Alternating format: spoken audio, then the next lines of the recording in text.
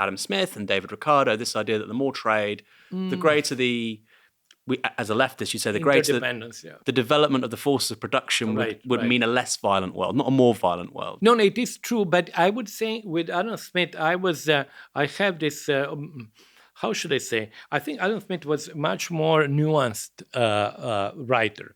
And there is a beautiful paragraph that I think I quote, where Adam Smith says the following, and I will paraphrase it because he says it's much better than I.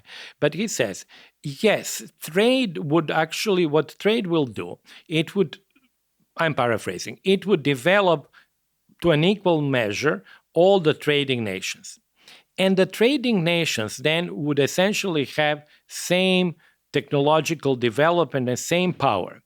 And they would be afraid of each other militarily. And that's what would keep the peace.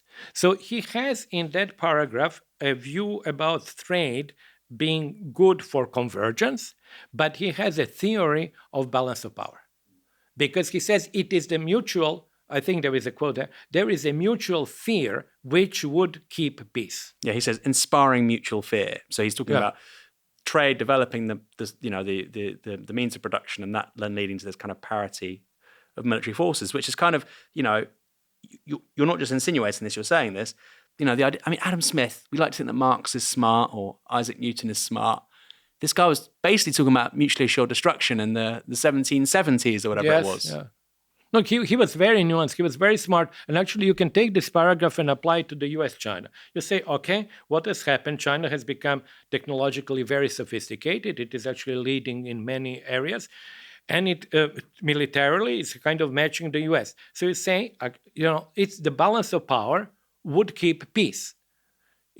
Okay, I think actually it's quite reasonable to believe that both sides would be afraid of each other, as Adam Smith says, and that would keep peace. Because he's very critical on European, in that same paragraph, he says that the fact that Europeans developed so much ahead, faster than the others, allow them to, as he says, to commit multiple injustices against other people because they were simply superior in terms of military force. And then superiority of military force came from much greater technological development. Yeah, he says the impunity, every sort of injustice in these remote countries. Yes. This is what's frustrating about Adam Smith. He's a very smart man. He says some things which we would consider socially progressive. Yeah. And yet he's been just co-opted by some of the worst people around.